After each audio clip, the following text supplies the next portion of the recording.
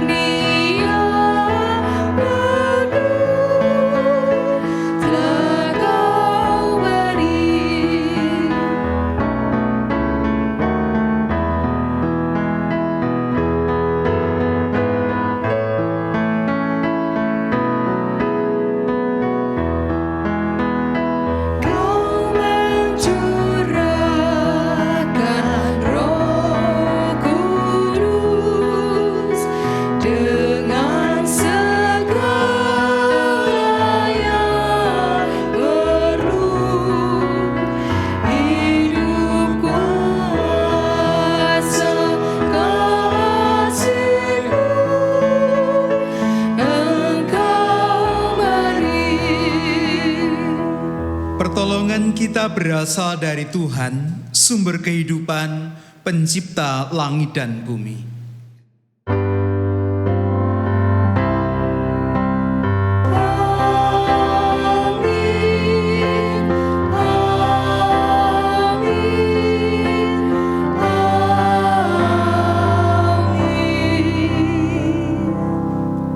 Kasih karunia Allah Bapa, damai sejahtera Yesus Kristus, dalam persekutuan Roh Kudus menyertai saudara sekalian dan menyertai saudara juga. Jemaat kami persilakan untuk duduk kembali. Saudara sekalian, hari ini kita mengingat baptisan Yesus sebagai satu tonggak iman kita. Yesus yang dibaptis oleh Yohanes Pembaptis merupakan inspirasi hidup kita. Dalam Dia, Roh Allah bekerja dan memampukan kita bekerja sesuai kehendak Allah. Kita diajak turut mewartakan keselamatan bersama Dia selaku mitranya. Kiranya hidup kita senantiasa kita jalani dengan terus mengingat hal ini.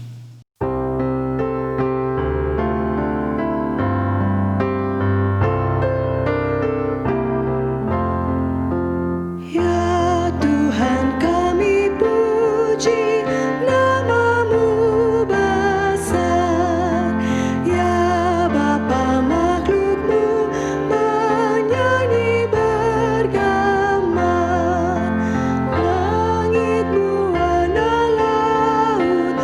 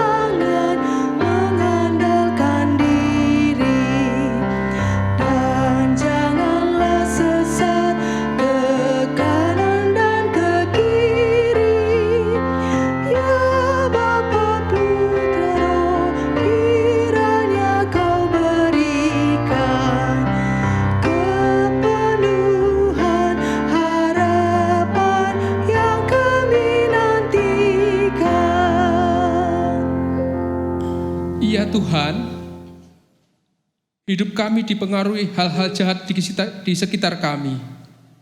Sekalipun telah dibasuh oleh darah-Mu, kami kerap menginginkan yang jahat itu, sehingga anugerah-Mu tidak kami rasakan. Ya Tuhan, kasihanilah kami. Kami mengaku mengikut Engkau. Kami dibaptis namun sering hanya menjadikannya lambang dan kebanggaan jasmani yang tak berdampak dalam pikiran, kata, dan karya kami. Ya Tuhan, kasihanilah kami. Kami mengabaikan Roh-Mu yang ada dalam diri kami. Hasutan si jahat lebih banyak kami dengarkan dan turuti. Ya Tuhan, kasihanilah kami. Kami berlaku seperti tidak mengenal-Mu. Perilaku kami jauh dari apa yang berkenan kepadamu. Firman-Mu seakan sulit dipraktekkan. Ya Tuhan, kasihanilah kami. Dalam Kristus penebus dosa, kami mengaku. Amin.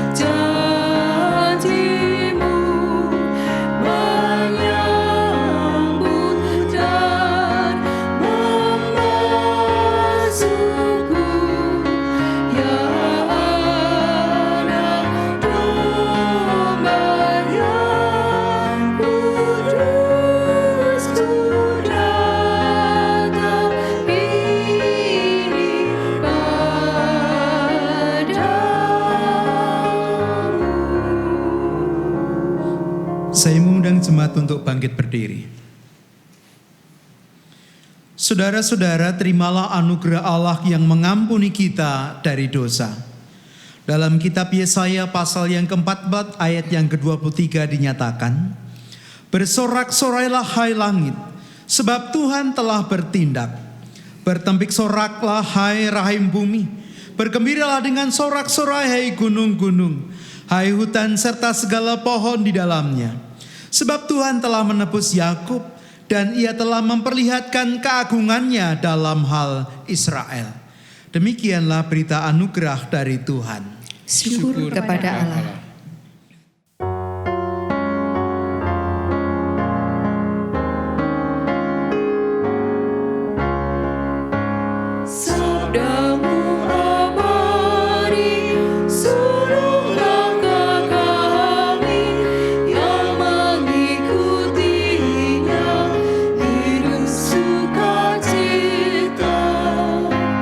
Tolong agar kami rajin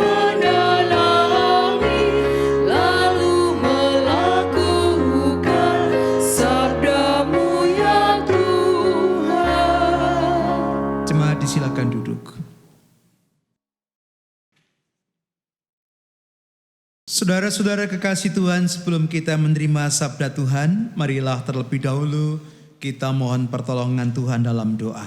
Kita berdoa. Tuntunlah kami dengan kuasa Roh Kudus-Mu ya Bapa, sehingga dengan sungguh-sungguh kami dapat mendengarkan dan merenungkan kebenaran firman-Mu. Hidup kami boleh dibaharui dalam iman, dan kami semakin layak di hadapan-Mu melalui ketaatan kami pada kebenaran sabda-Mu. Bersabdalah karena kami kekasih-kekasih-Mu telah siap untuk menerima. Demi nama Kristus kami berdoa. Amin. Ibu, bapak, dan saudara-saudara yang dikasihi Tuhan, firman Tuhan akan kita terima dari Injil Markus pasal yang pertama, ayat yang keempat sampai dengan ayat yang ke-11. Saya mengulangi Markus pasal yang pertama, ayat yang keempat sampai dengan ayat yang ke-11. Demikian kesaksian akan firman Tuhan.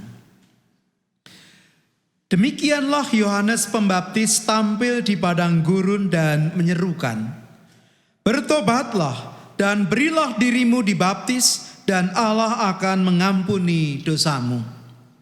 Lalu datanglah kepadanya orang-orang dari seluruh daerah Yudea dan semua penduduk Yerusalem, dan sambil mengaku dosanya mereka dibaptis di sungai Yordan. Yohanes memakai jubah bulu unta dan ikat pinggang kulit, dan makanannya belalang dan madu hutan. Inilah yang diberitakannya, "Sesudah aku akan datang Ia yang lebih berkuasa daripadaku. Membungkuk dan membuka tali kasutnya pun aku tidak layak. Aku membaptis kamu dengan air, tetapi Ia akan membaptis kamu dengan Roh Kudus."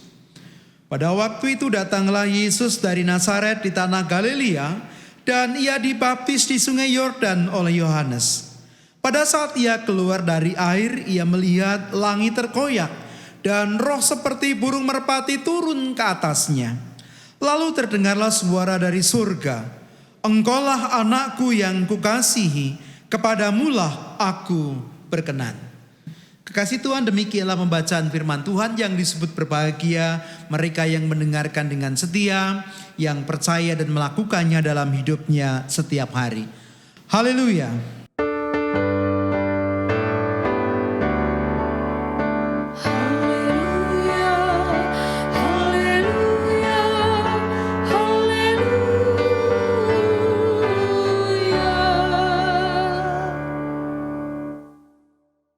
Bapak, Ibu, dan saudara-saudara yang dikasihi Tuhan, baptisan adalah hal yang penting dalam kehidupan orang percaya. Baptisan adalah sakramen, alat yang menghubungkan manusia dengan karya penyelamatan Allah di dalam Tuhan Yesus Kristus. Oleh karena itu, setiap orang percaya harus menerima baptisan. Apakah itu baptis dewasa ataukah itu baptis anak. Nah, orang dewasa yang akan menerima baptisan dipersiapkan sedemikian rupa. Harus belajar materi tertentu selama beberapa waktu. Biasanya kurang lebih setahun. Setiap minggunya mereka mempelajari iman Kristen yang diajarkan oleh gereja. Ibu, bapak, saudara-saudara yang dikasihi Tuhan, kalau kita memperhatikan bacaan kita dari Injil Markus pasal yang pertama, ayat yang keempat sampai dengan ayat yang ke-11. Maka kita akan menemukan di situ ada 3 macam baptisan. Ada 3 macam baptisan. Yang pertama adalah baptisan yang dilakukan oleh Yohanes kepada orang banyak yang datang kepadanya di sungai Yordan. Kalau kita membaca Markus pasal yang pertama ayat yang ke-5 dikatakan, "Lalu datanglah kepadanya orang-orang dari seluruh daerah Yudea dan semua penduduk Yerusalem. Dan sambil mengaku dosanya, mereka dibaptis di sungai Yordan." Baptisan Yohanes maknanya adalah pertobatan. Orang yang menerima baptisan Yohanes itu bertobat. Ia berbalik hidupnya. Dari hidup dalam kegelapan menjadi hidup dalam terang. Dari hidup mengabaikan Allah menjadi hidup seturut dengan kehendak Allah. Dalam Injil Lukas pasal yang ketiga ayat 11 sampai dengan 14, Yohanes menunjukkan kepada orang banyak bagaimana pertobatan itu harus dilakukan dalam kehidupan sehari-hari. Karena bagi Yohanes, pertobatan itu bukan soal ketika orang menghadap Tuhan dalam sebuah ibadah saja, tapi pertobatan itu dalam kehidupan konkret sehari-hari. Dikatakan dalam ayat 11 sampai dengan ayat yang ke-14, Injil Lukas pasal yang ketiga, jawabnya, barang siapa mempunyai 2 helai baju, hendaklah ia membaginya dengan yang tidak punya. Dan barang siapa mempunyai makanan, hendaklah ia berbuat demikian. Ada juga datang pemungut-pemungut cukai untuk dibaptis, dan mereka bertanya kepadanya, Guru, apa yang harus kami perbuat? Jawabnya, jangan menagih lebih banyak daripada yang telah ditentukan bagimu. Dan prajurit-prajurit bertanya juga kepadanya, dan kami, apakah yang harus kami perbuat? Jawab Yohanes kepada mereka, jangan merampas dan jangan memeras, dan cukupkanlah dirimu dengan gajimu. Yang dikatakan Yohanes ini konkret, nyata dalam kehidupan sehari-hari. Bagaimana orang mengubah cara hidupnya dari tidak peduli kepada sesama menjadi peduli kepada sesama. Bagaimana orang mengubah hidupnya dari hidup yang tidak jujur menjadi hidup yang jujur. Dari hidup menjadikan orang lain sebagai objek untuk mencari keuntungan, sekarang hidup untuk orang lain untuk memuliakan Tuhan. Nah, Bapak Ibu saudara-saudara yang dikasihi Tuhan, orang yang menerima baptisan, kalau menurut baptisan Yohanes ini, ia harus bertobat dalam kehidupan sehari-hari, mengubah cara hidupnya. Yang kedua, Ibu Bapak yang dikasihi Tuhan, baptisan Yohanes kepada Tuhan Yesus. Kalau yang pertama baptisan Yohanes kepada orang banyak, sekarang baptisan Yohanes kepada Tuhan Yesus. Mari membaca Injil Lukas pasal yang pertama ayat yang ke-9 sampai dengan 11, dikatakan di sana. Pada waktu itu datanglah Yesus dari Nazaret di tanah Galilea, dan ia dibaptis di sungai Yordan oleh Yohanes. Pada saat ia keluar dari air, ia melihat langit terkoyak dan roh seperti burung merpati turun ke atasnya. Lalu terdengarlah suara dari surga, Engkaulah anakku yang kukasihi, kepadamu aku berkenan. Bapak Ibu yang dikasihi Tuhan, yang pertama-tama harus dikatakan kalau kita baca ayat yang sebelumnya, sebenarnya Yohanes merasa tidak layak membaptis Tuhan Yesus. Karena Yohanes mengatakan membuka tali kasutnya pun dia tidak layak, tapi sekarang dia diminta untuk membaptis Tuhan Yesus. Tetapi Tuhan Yesus mengendaki itu. Mengapa? Ibu Bapak dan Saudara yang dikasihi Tuhan, karena baptisan itu menjadi simbol, lambang, tanda kesediaan Tuhan Yesus untuk merendahkan diri menjadi manusia, masuk dalam kehidupan manusia dengan segala kelemahan dan cederanya. Itu yang pertama. Yang kedua, baptisan itu menjadi kiasan bagaimana Tuhan Yesus akan menyelamatkan manusia. Ketika ia harus mati dikuburkan, dan ketika ia kemudian bangkit dari kematian oleh karena kemenangan atas maut. Ketika Tuhan Yesus masuk ke dalam air seperti ia masuk dalam kubur kematian, dan ketika Tuhan Yesus keluar dari air seperti ia bangkit dari kubur menang atas kuasa maut.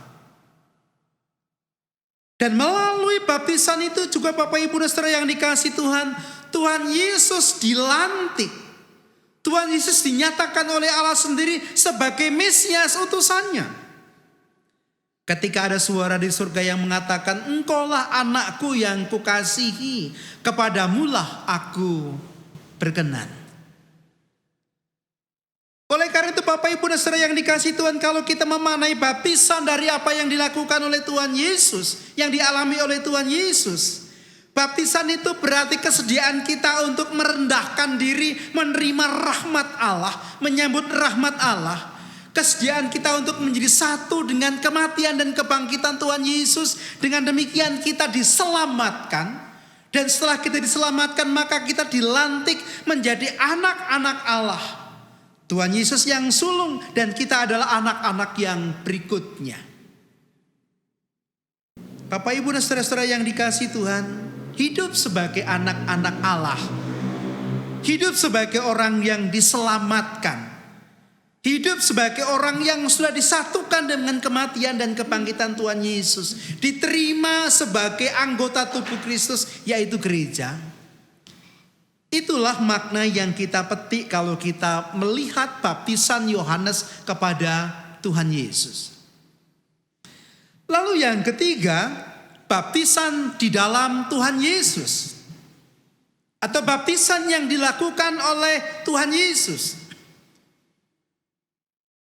Kalau kita membaca ayat yang ke-7 dikatakan di sana, inilah yang diberitakannya. Sesudah aku akan datang Ia yang lebih berkuasa daripadaku. Membungkuk dan membuka tali kasutnya pun aku tidak layak. Aku membaptis kamu dengan air, tetapi Ia akan membaptis kamu dengan Roh Kudus. Saya ulang bagian belakang. Aku membaptis kamu dengan air, tetapi Ia akan membaptis kamu dengan Roh Kudus.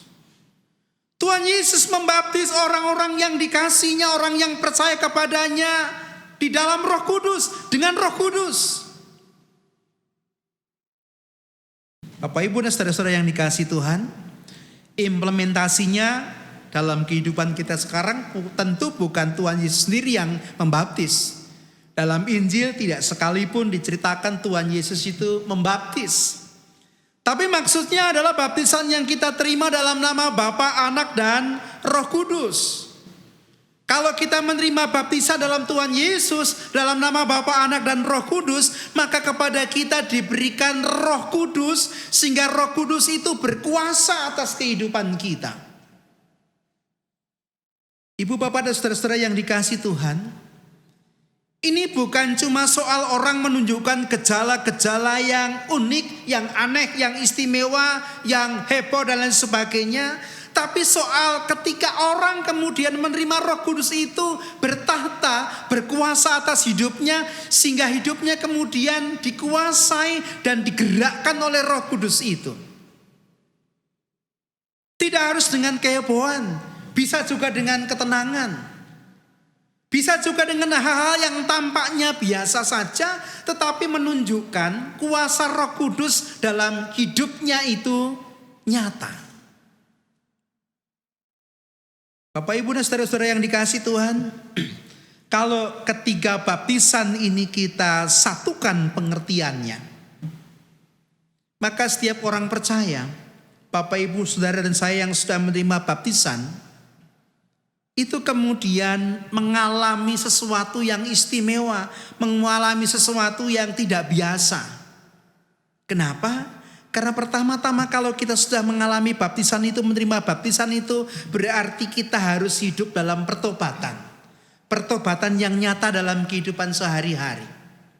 Kalau kita menerima baptisan itu berarti kita disatukan dengan kematian dan kebangkitan Tuhan Yesus. Kita menerima keselamatan.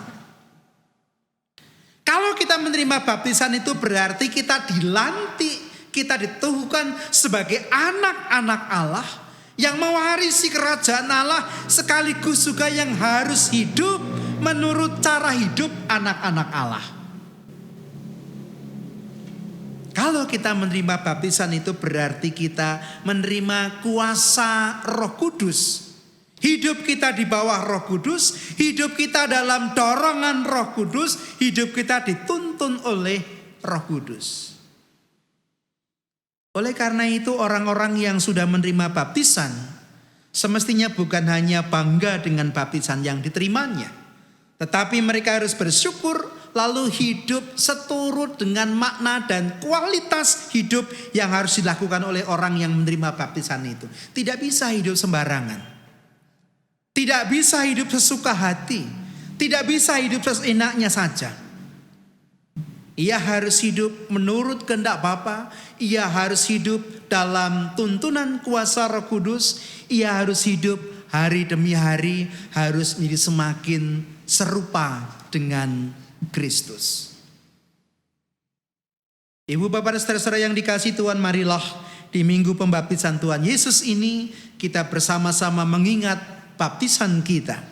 Mari kita bersama-sama menghayati makna dari baptisan itu. Dan mari kita bersama-sama mewujudkan makna itu dalam kehidupan kita.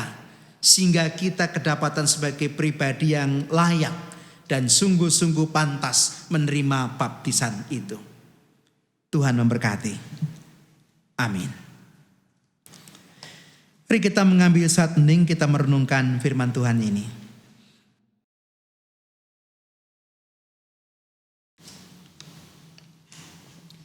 Saat hening cukup. Jemaat kami undang untuk bangkit berdiri.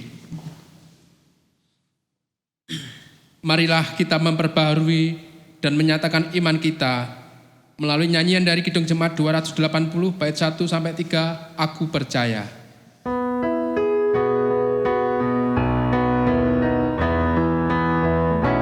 Aku percaya Allah yang kekal, yang oleh sabda kita kenal, Bapa pencipta alam semesta, yang mengasihi manusia. Aku percaya Putra Tunggalnya yang disalibkan di Golgota, yang dari kubur bangkit dan menang, naik ke surga dalam terang. Aku percaya pada Roh Kudus yang mendiami kita terus.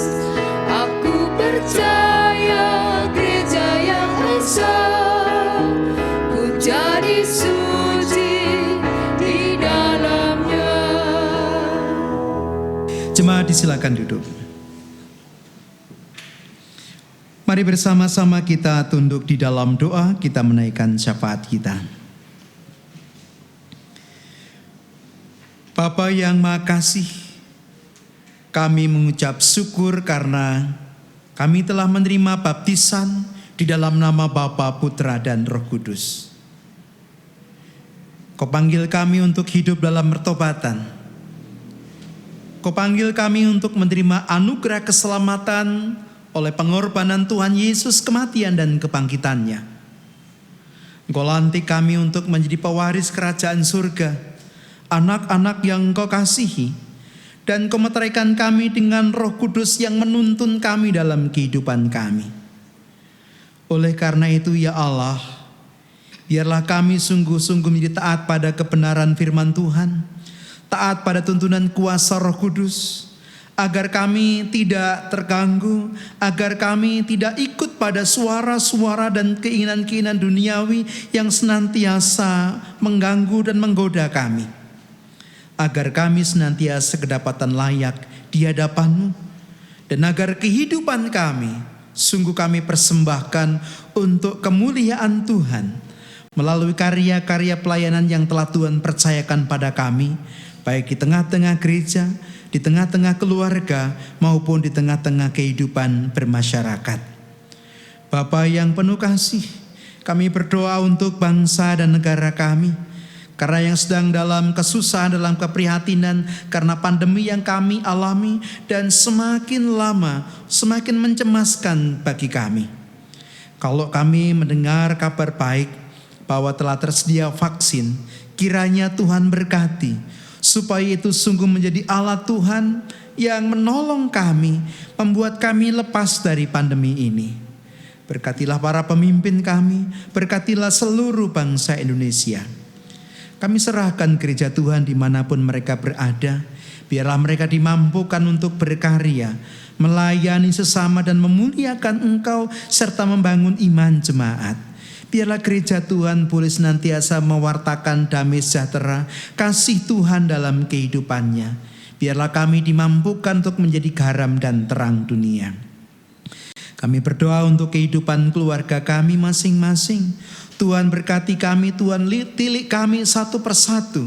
Yang sakit Tuhan sembuhkan, yang sedih Tuhan hiburkan, yang kendur dalam iman Tuhan kuatkan dalam iman, yang bergumul dengan persoalan-persoalan keluarga, persoalan-persoalan rumah tangga, Tuhan pulihkan kembali dengan kuasa Roh Kudus yang telah Engkau meteraikan bagi kami sekalian. Berkati para orang tua kami dalam usia lanjut mereka. Berkati anak-anak kami dalam studi mereka. Berkatilah setiap pasangan suami istri dengan cinta kasih mereka. Berkati kami semuanya, supaya kami semuanya dapat mewujud menjadi keluarga yang bahagia.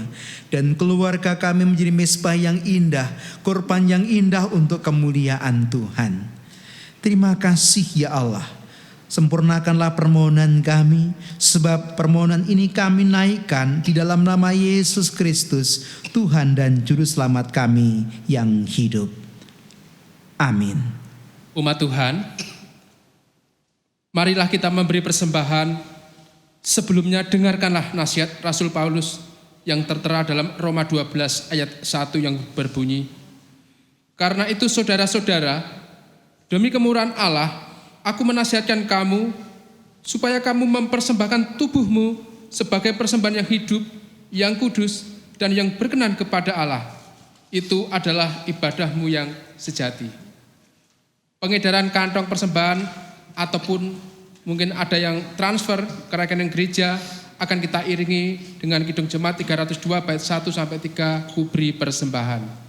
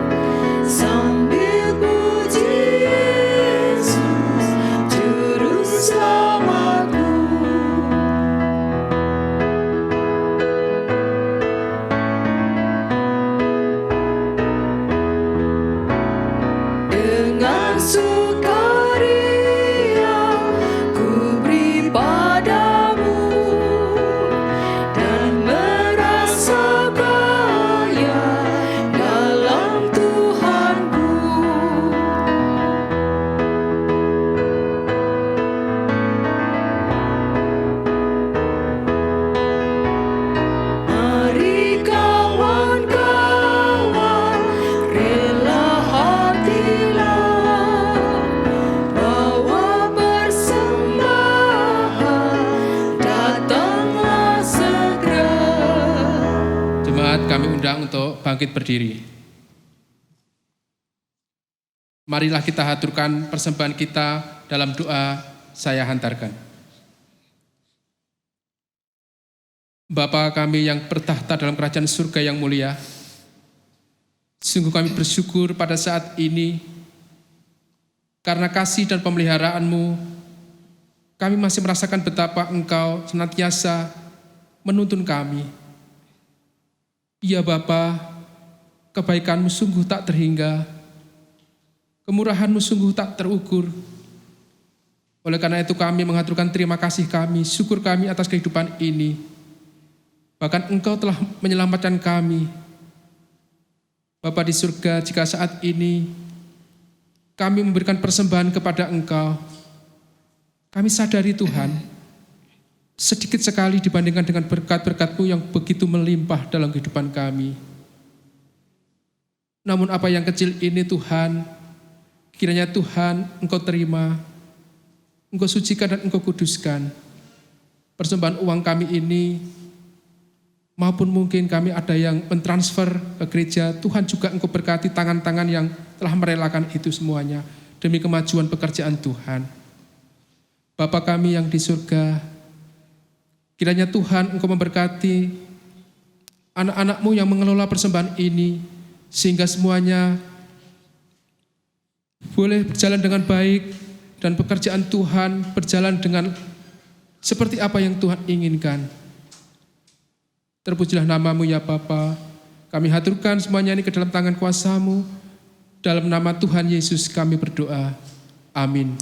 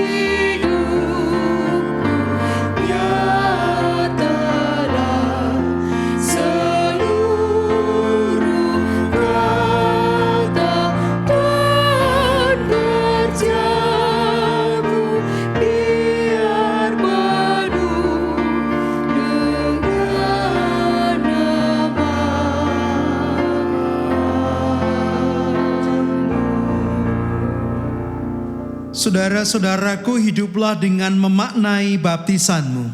Tuhan, tolonglah kami. Jadilah pribadi yang senantiasa mendengar perkataan Roh Tuhan. Dalam kerahiman-Mu ya Bapa, kami memohon. Kiranya dengan demikian hidup kami jadi lebih bermakna demi kemuliaan Tuhan. Syukur kepada Allah. Sekarang terimalah berkat Tuhan.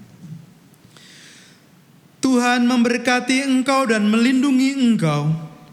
Tuhan menyinari engkau dengan wajah-Nya dan memberi engkau kasih karunia. Tuhan menghadapkan wajah-Nya kepadamu dan memberi engkau damai sejahtera. Amin.